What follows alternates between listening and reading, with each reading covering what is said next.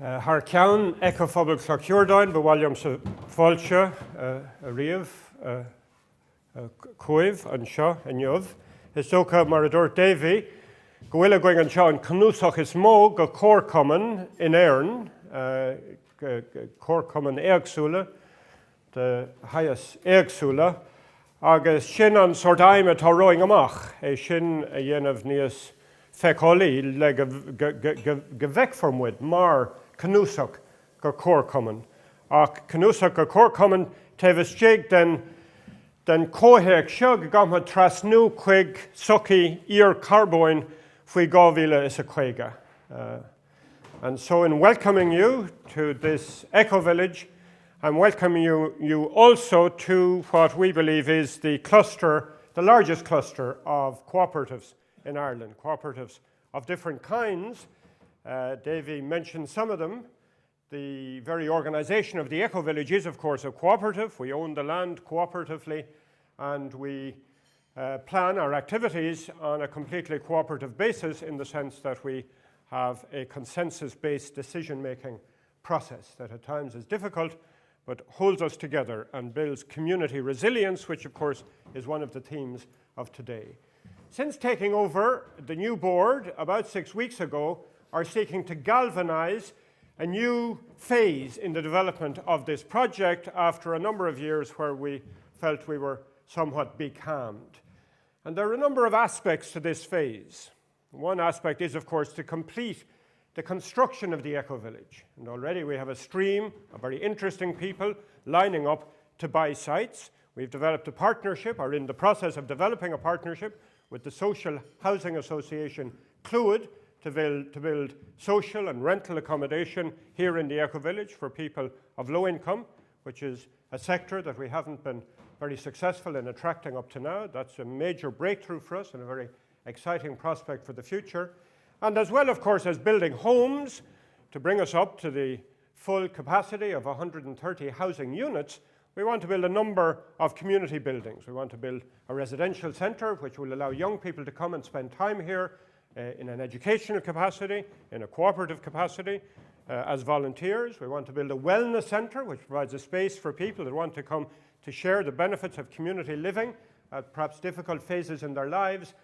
And of course we want to build a community and educational centre, which I would love to see us naming Shield, because it would be the seed of huge dreams of national significance for developing a cooperative future. I hope in doing all that we can begin to see ourselves as Ireland's green Mondragon.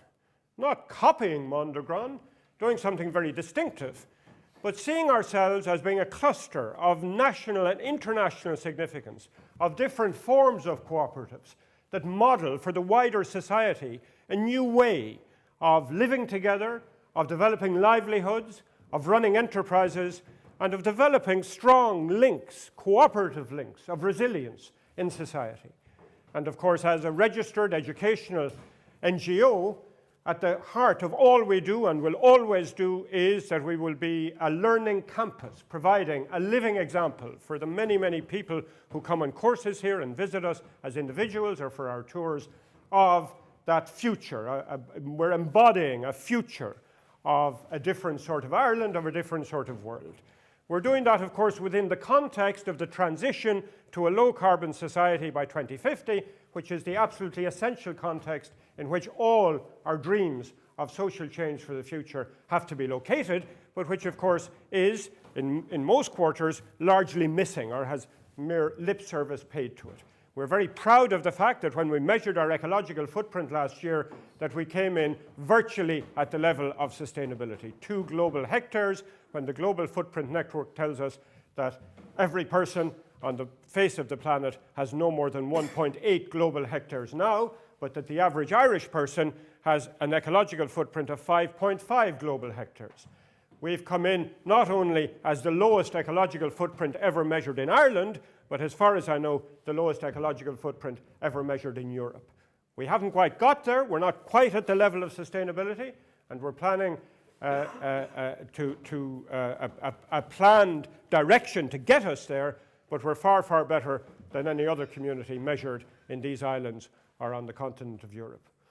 And the third dimension that I want to deliberately pay attention to is that I didn't begin speaking in Irish with the usual nod that, of course, we got so used to during those dark years of Fianna Fáil hegemony, that this was a useful part of our heritage that we didn't want to lose.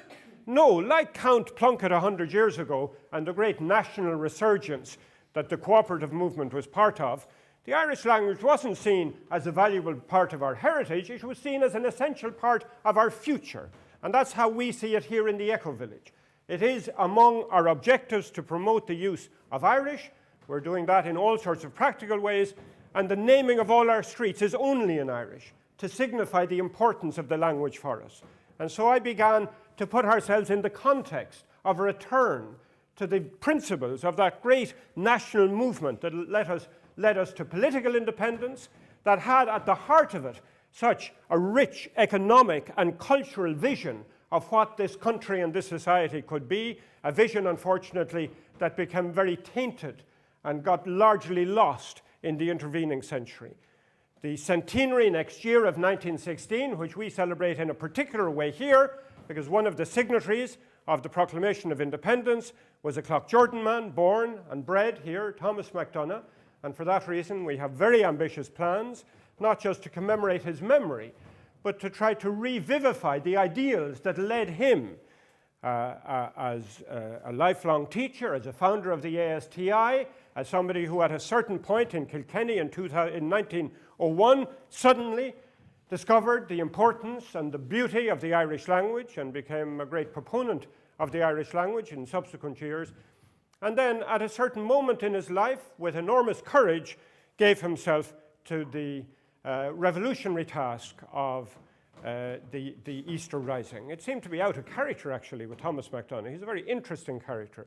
And we hope to, in the events of next year, we're planning a year-long series of events here in Cloughjordan, the height of which will be hopefully a visit by President Higgins to an event that we called Rising Voices, storytelling and poetry in the shadow of Knocknacree up here to our right, where MacDonagh wrote his earliest poetry. He has a poem called Knocknacree. So in that way, the Ecovillage, this cluster of cooperatives, this green Mondragon, this place where we're trying to again make Irish a living language, a living part of our everyday lives, is embodying something of the vision of 100 years ago, so much of which got lost.